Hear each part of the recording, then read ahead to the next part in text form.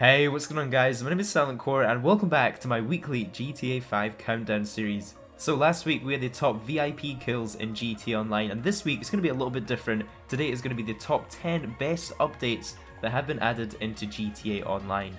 This theme was suggested by Firewill, so if you have any suggestions for any future countdowns, be sure to leave them in the comments and I'll credit you if I use them. Also, a big shout out to the GTA Reddit and the GTA forums. I put discussions up in both of those asking people their opinions on the best update, and it really kind of helped influence this video, so a huge shout out to everyone that provided.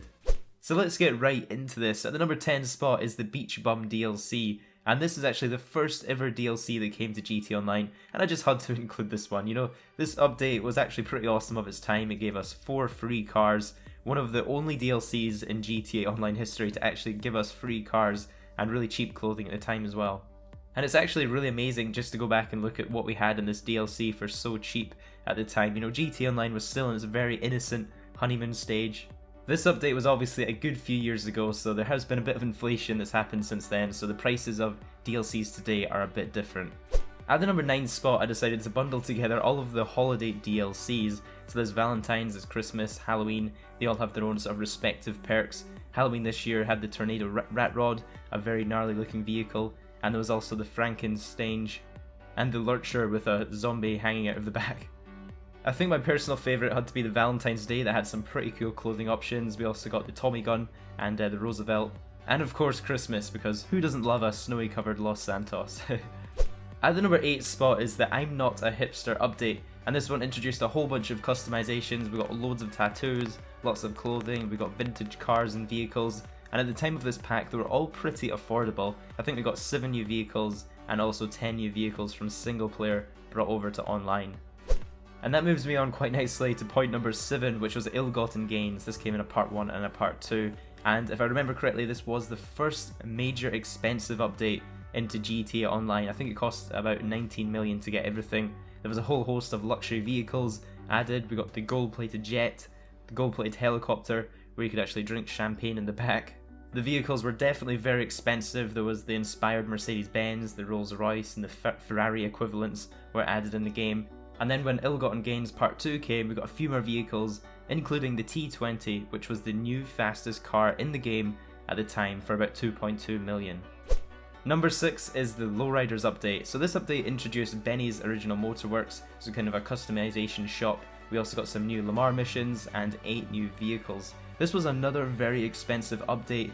You know, we had all these car customization options that had a very hefty price tag on them all, especially if you were upgrading your whole vehicle. The new customization options included interiors, we had exteriors, even subwoofers, and hydraulics, which were actually great fun too. When this update first came out, I didn't actually splash out any money on it at the time just because of my personal lack of finance, but there was later on a few sales and I did end up upgrading a few cars to just take advantage of those sales. But at the time of this update, it was noted that this update actually brought a bit of peace and tranquility into GTA Online. You know, instead of blowing each other up and shooting people as soon as they see you, when the Lowriders update happened, people were actually cruising around together. They were having kind of like impromptu meetups. You know, people were driving up to each other, showing off their cars, especially with the new sort of remote features to open your doors, open your hood, open your trunk.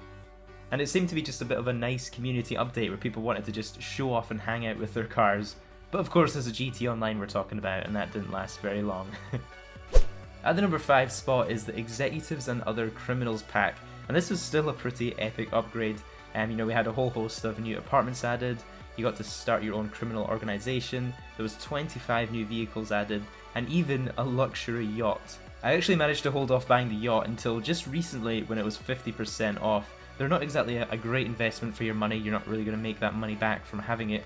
But you know, if you have some money to spare, it's definitely fun to have one. It's fun to hang out. It's basically just like having an apartment out on the water.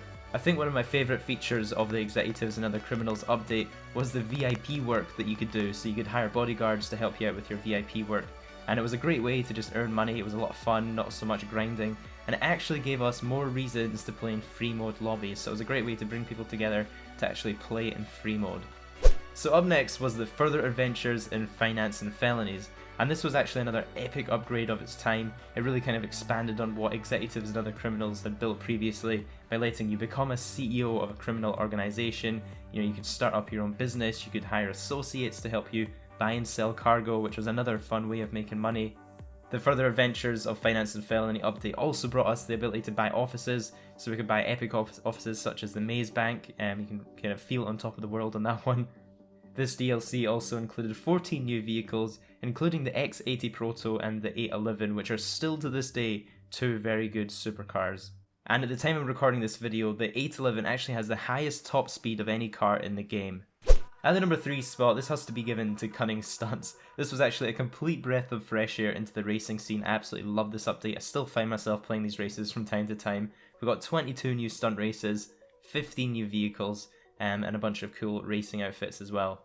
I found that the only kind of drawback from this mod was just some of the people that you're racing with. You know, getting smashed off the track and put into last place isn't all that fun, and people just blocking the track I found a bit obnoxious as well. But when you get in a good lobby with good people, or even playing with friends, this is definitely a lot of fun and one of my favourite modes to play.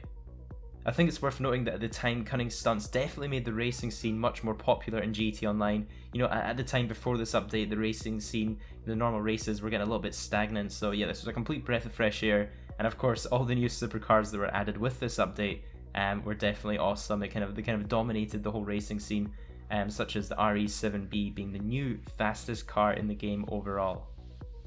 At the number 2 spot, this was actually the most recent DLC into GT Online, and it's the Biker update. This allows you to open up your own motorcycle club, own your own clubhouse, you can buy new business properties to earn money, and so far this update has added 18 new vehicles, 7 new weapons, over 100 new tattoos, and over 250 sort of clothing and accessories. So this was an absolutely huge update.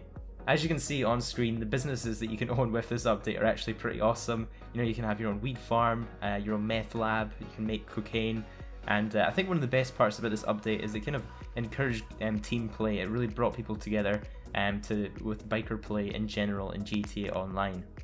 It was also noted that with this update, it actually also improved kind of physics in general for bikes. You know, we got much more realistic falling when you crash, and your helmets actually serve a purpose now. And of course, the new option to melee while you're on bikes. And it also looks like there's a few new extra vehicles to be added after this pack, such as the Tron bike. And that leaves us with the number 1 update that has been added into GTA Online, and it has to be HEISTS. This was a truly game-changing update. Rockstar had us waiting nearly 2 years for this update. I remember this update was delayed several times by Rockstar just due to the amount of work and testing that was required of the heist missions, and I still actually estimate that the heist update probably had the most development time. It was probably the most costly update for Rockstar, you know, with all the cutscenes, the actors, the motion capture. There was a lot of actually work went into these heists. And I think the longer that they took to make heists, the kind of higher our expectations as players were for this update. So I think that's probably why it did get delayed for so long, as our expectations kept growing for it, and they kept on having to add more and more content to be able to deliver to our expectations. And there's just so much content from the heist update to go over. You know, we had so many outfits, we had loads of new weapons, we had epic new vehicles, we had even daily challenges were added, and of course the 5 epic heist missions that we could play through. Some of the vehicle highlights are the Armored Kuruma, we had the Insurgent, we also had the Savage and the Hydra, which were brought back from San Andreas. There was also the Criminal Mastermind achievement. That took me absolutely weeks to achieve, but definitely one of my proudest achievements in GTA Online history was completing that and getting my first 10 million in-game as a reward. So yeah, that was my top 10 favourite DLCs to be added into GTA Online. Let me know in the comments if you agree with my order, or maybe if you have a personal favourite that you would put at number 1. Let me know down in the comments. I'm interested to see what you guys think about that. I've also noticed that people tend to kind of favour updates that came out recently, or whatever the most recent update was in GT Online, just because that's what everyone's playing, whereas everything in this video I tried to be as unbiased as possible for the timing of it and just review each update for the actual content that it was at the time. Also, I've had a few people asking about how to get the YouTube t-shirt in-game. This is actually my crew emblem, so if you want to join my crew, I'll put a link in the description, and you can just put the crew logo on the t-shirt, and it's basically just a YouTube logo, and it looks kind of cool. And I also regularly invite crew members to come and play with me when I'm recording background footage for videos, so if you ever want to play with me, join my crew, and I'll send you an invite whenever I'm playing. I also want to say a big thanks to Blue Snake, S-Rad, and the Bomb Diggity for their help with this. They actually helped show off some of the vehicles and weapons and stuff that I didn't actually have myself, so a big thanks to those guys. If you watched this all the way to the end, I'd really appreciate if you could give it a thumbs up. It really helps out my channel, and also subscribe if you're new around here for more videos like this one. Have an awesome weekend, guys, and I'll catch you in the next one. Flipping cars, I dig the scene. Flipping heist here with the team. You know me, got the antidote. I spit it sick up in Los Santos. Dodging missiles, dodging bullets. Coming